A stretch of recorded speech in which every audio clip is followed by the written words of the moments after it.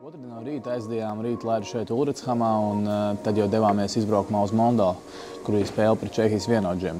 Kā mēs zinām, Čehija pagājušā gada pasaules čempionātā ieguva 2. vietu un ir pasaules vicečempioni, tāpēc ļoti spēcīga komanda. Un par pašu spēli gribētu teikt, ka mēs aizdījām labu spēli, bija daudz pozitīvas lietas, ko mēs paņēmām no viņas. Un gribētu teikt, ka 3 vārtus, ko Čehijas izlase guva, bija mūsu pašu uzdāvināti. Tāpēc tas, protams, nav labi, bet tāpat laikā tas parāda to, ka mēs spēlējām labi un vienkārši ir jāmācās no kļūdām. Un tādas kļūdas nedrīkst pieļaut.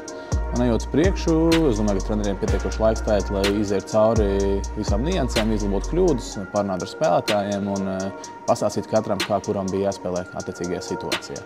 Tāpēc kopumā aizdījām labu spēli, guvām 3 vārtus un skatāmies pozitīvi un ejam tālāk. Tagad nākamā spēle mums ir pret Norvēģijas vienaudžiem, kas būs pēdējā šajā sagatavošanās ciklā. Norvēģija aizvadīja spēli pret Vācijas vienaudžiem, tāpat dienā, kad mēs spēlējām pret Čehiem. Un viņiem bija ļoti laba spēle, 4-4 beidzās pamatlaikā, un Norvēģija spēja uzvarēt papildu laikā 5-4. Tas parāda to, ka viņiem arī ir spēcīga komanda. Mēs paskatījāmies arī viņu treniņu un spēles momentus. Viņiem ir ātra, spēcīga komanda, kas labi kustās, labi kustina ripu. Es domāju, ka šovakar mūs sagaida ļoti nopietns mačs. Gribētu jau teikt, ka šis ir pēdējā spēle. Gribētu redzēt, ka mūs visi saliekās ar plauktiņiem. Kad mūsu vairākums nostrādā, mazākums ir labs aizsardzībā. Mēs spēlējam stabilu un pārliecinošu.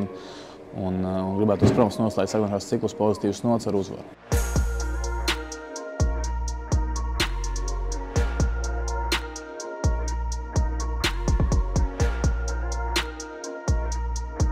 Jau vienmēr ir patīkami uzvarēt, un tāpēc jau mēs spēlējam. Tāpat laikā, kā es čaļiem teicu, domāju, mēs to rezultātu uzreiz varam aizmirst. Pirmā trešdaļa, it kā mēs 2-1 vinējām, bet tur daudz, kas man nepatika, bet drīzāk jāsaka, bija laba realizācija šodien. Nevarētu teikt, ka tas rezultāts ir diezgan liels, bet pēc spēles nevarētu teikt, ka mums bija tāds pārākums. Tāpēc es saku, protams, forši ir uzvarēt, guvām vārtus. Ļoti labi, bet mēs ļoti labi zinām, ka ar šo spēli būs krietni pa maz, lai uzvarētu tādas valsts kā Zviedrija un Kanāda. Prieks, ka guvām arī vārtus beidzot vairākumā, no presingiem metām pāris vārtus. Kā es teicu, bija laba realizācija, prieks par Sandu, ka viņš guva 3 vārtus. Es domāju, viņam tas ir ļoti svarīgi, jebkuram svarīgi uzbrucējiem gūt vārtus un pirms turnīra pārliecībai. Tā kā es ceru, ka viņam šis būs labs un produktīvs turnīrs.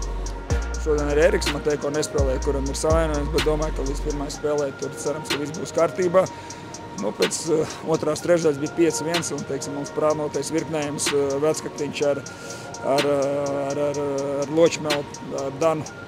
Tāpat bija citās sastāvā, jo Eriks nespēlē un Danu mēs redzējām spēles sākumā, mēs redzējām viņai Čehiju, viņš bija iesaistīts praktiski visos vārtu gūmos, ko mēs sākumā guvām, tāpēc mēs izdomājam, ka viņam pietiek, lai spēlē tie, jo mums tomēr ir šodien rīt jāizlem, kurš viens uzbrucējs brauc mājā.